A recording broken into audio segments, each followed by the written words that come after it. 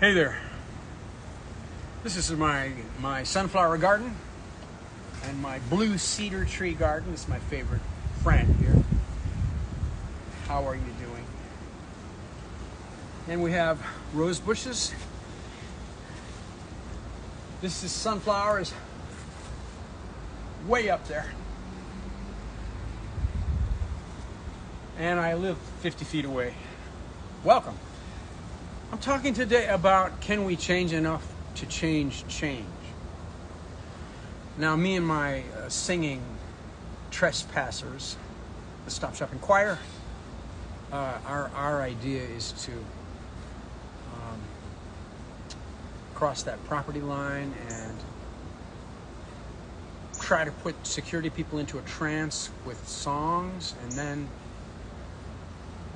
use that trance as a window to give people information and get out before we're arrested, but we'll take it right to the edge. Let the police walk us all the way out. Amen, brother. This is my little forest here.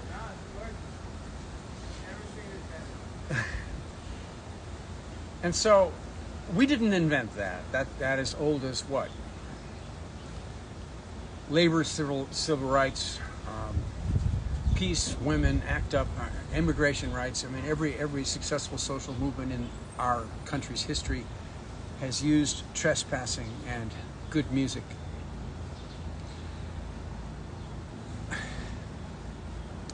But lately I'm calling everything into question, because I'm asking this question: can we change enough to change change? Change has been the rally and the march, the rally and the march, the rally and the march, and we say yes as often as we can to invitations to be involved.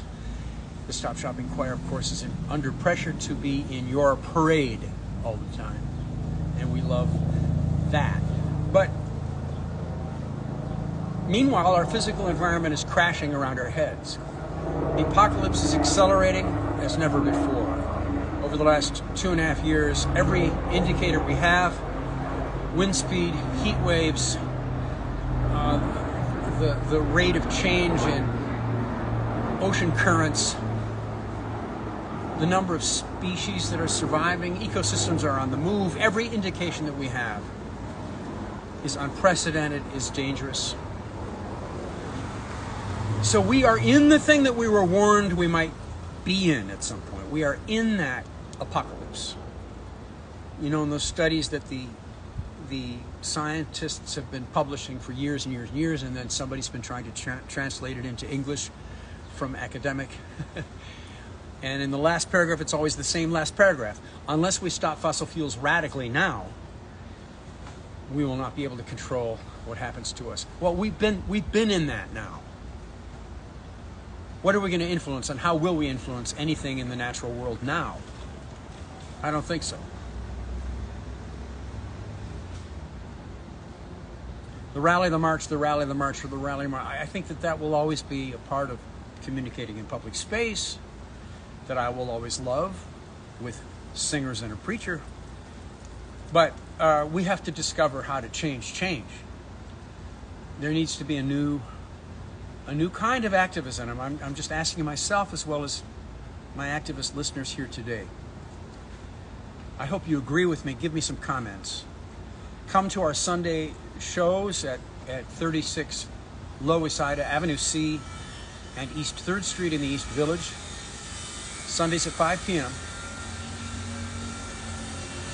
We're improvising our way forward, and of course, we're never far from an activist event. Lately, some of our performances have felt more like activist events when we're in our storefront and we're full of West African migrants who've come 5,000 miles, escaping from the spreading and heating up Sahara Desert, and then they're driven with their herds of cattle and goats and sheep into nation states that then shoot them and kill them en masse. We feel like giving them support during the week in our storefront that is an action, and then they end up singing with us, and we sing for them.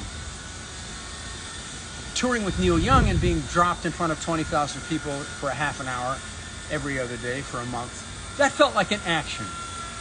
That wasn't just another rally march that we were a part of.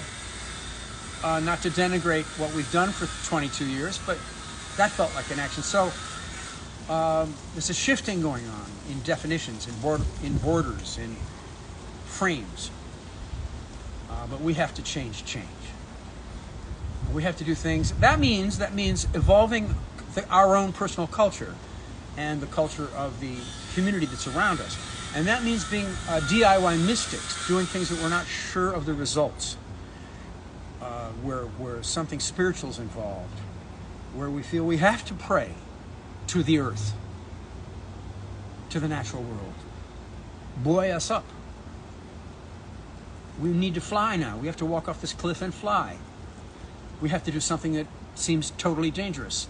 We have to do something that seems totally boring. We have to do something that the culture will not approve of for years to come. We will be called eco-terrorists. We'll be called tree huggers. We'll be called hippy dippies. We'll be called all kinds of names. Now, culture is changing at such a rate, with storms like Otis and Beryl just recently going up to 200 miles an hour in a single day.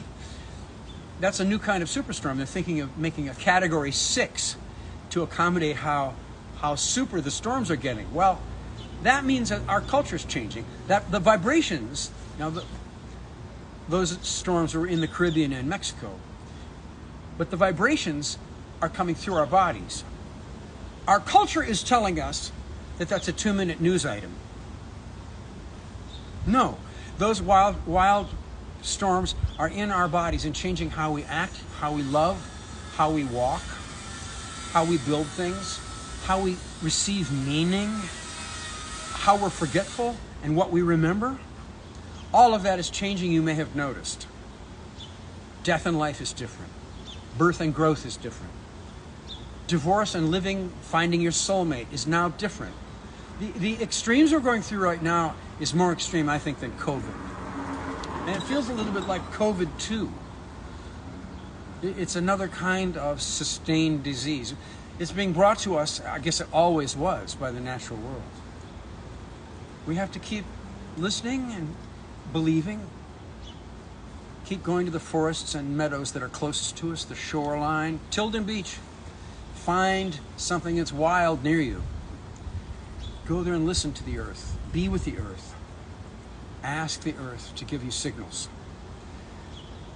The earth will be there. We have to go outside to go inside. We have to go outside to be in our communities. We have to go outside to change. Because we are becoming a part of this radical evolution, this apocalypse. We are participating in this radical change that the earth is going through as a result of what human beings have done. It's a hell of an assignment, and a lot of it's just mysterious. So give yourself a break. Love yourself, and love your loves, and love the earth. Earthalluia, welcome to my forest.